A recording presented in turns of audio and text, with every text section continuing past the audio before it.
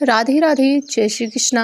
आप सभी भक्तों को देव उठनी एकादशी की हार्दिक शुभकामनाएं। देव उठनी एकादशी सभी एकादशियों में खास मानी जाती है। हिंदू धर्म में एकादशी का विशेष महत्व माना गया है। विशेष रूप से देव उठनी एकादशी का दिन अत्यंत शुभ और पुण्यदायी माना जाता है। हर साल कार्तिक मास के शुक्ल पक्ष की एकादशी तिथि को देव उठनी एकादशी का व्रत रखा जाता है। मान्यता है कि इस दिन भगवान श्री हरि विष्णु 4 महीनों की योग निद्रा से जागते हैं तथा सृष्टि संचालन का कार्य पुनः आरंभ करते हैं। इसके साथ ही चातुर्मास का समापन के साथ मांगलिक कार्य आरंभ हो जाते हैं।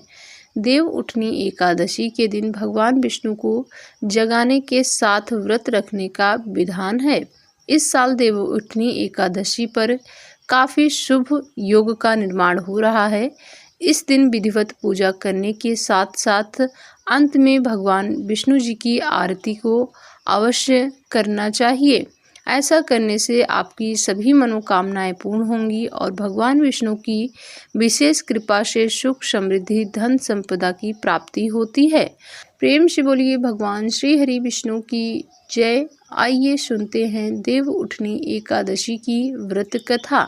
एक समय की बात है, एक राज्य था जहां धर्म, आस्था और संस्कारों का पालन बड़े नियम से किया जाता था। राज्य के लोग अत्यंत धार्मिक एवं श्रद्धावान थे। वह महीने में 2 बार आने वाली एकादशी का व्रत सच्चे मन से करते थे। उस दिन पूरे राज्य में कोई भी अन्न का दाना तक नहीं खाता था, चाहे वह मनुष्य हो या पशु पक्षी। सभी उपवास एवं संयम का पालन करते थे। इसी राज्य में एक बार दूसरे नगर से एक व्यक्ति नौकरी की तलाश में आया। वह राजा के दरबार में पहुंचा और विनम्रता से बोला, महाराज कृपया मुझे इस राज्य में नौकरी दी जाए। राजा ने उसके भाव और ज़रूरत को समझते हुए कहा, नौकरी तो मिल जाएगी, किंतु हमारे राज्य में रहने के एक नियम हैं। हर माह 2 एकादशी व्रत होते हैं। इन तिथियों पर पूरे राज्य में किसी को भी अन्न नहीं मिलता। सभी व्रत रखते हैं और फलाहार करते हैं। यदि तुम यह नियम स्वीकार करते हो तभी यहाँ रह सकते हो और नौकरी प्राप्त कर सकते हो। व्यक्ति ने बिना विचार किए हुए कहा, महाराज मैं आपकी शर्त को स्वीकार करता हूँ। वह प्रसन्न था कि उसे रोजगार मिल जाएगा।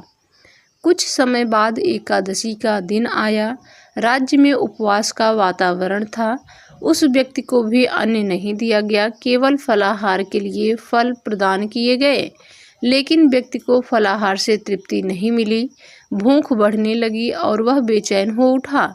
वह सीधे राजा के पास पहुंचा और बोला, महाराज फल खाकर पेट नहीं भरता, कृपया मुझे अन्न दे दें, वरना भूख से मेरे प्राण चले जाएंगे। राजा ने उसे पुनः नियम समझाया, परंतु वह व्यक्ति लगातार खाना मांगता रहा। अंततः राजा को दया आ गई और उन्होंने उसे आटा, दाल, चावल, नमक आदि सामग्री अन्न पकाने के लिए दे दी। वह व्यक्ति बड़ी खुशी के साथ नदी के किनारे गया। पहले उसने स्नान किया, फिर श्रद्धा से भोजन बनाने लगा।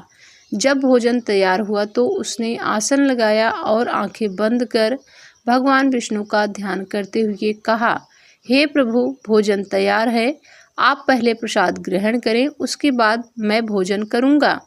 उसकी सच्ची भक्ति और भावना देखकर भगवान विष्णु स्वयं प्रकट हुए और भोजन ग्रहण किया।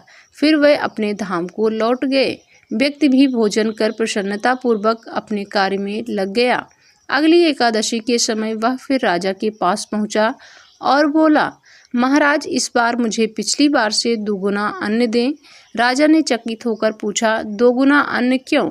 उसने सरलता से उत्तर दिया, पिछली बार भगवान विष्णु स्वयं भोजन करने आए थे।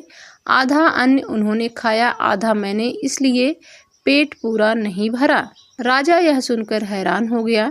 उसने मन ही मन सोचा, मैं तो वर्षों से एकादशी का व्रत करता हूँ, भगवान की पूजा करता हूँ, फिर भी आज तक दर्शन नहीं हुए और यह व्यक्ति कहता है कि भगवान उसके बुलाने पर भोजन करने आ गए। राजा ने सत्य जानने का निश्चय किया। अगली एकादशी को वह छिपकर नदी किनारे पहुंच गया। व्यक्ति फिर आया, स्नान किया और फिर भोजन तैयार किया। उसने पूर्व की तरह हाथ जोड़कर भगवान जी को बुलाया, परंतु उस दिन भगवान प्रकट नहीं हुए। उसने बार बार प्रार्थना की पर कोई चिन्ह नहीं दिखा। आखिर उसने भगवान से व्याकुल होकर कहा, यदि आप नहीं आए तो मैं अपने प्राण त्याग दूंगा। और वह नदी में कूदने को ही था कि उसी क्षण भगवान विष्णु साक्षात प्रकट हुए और उसे रोक लिया।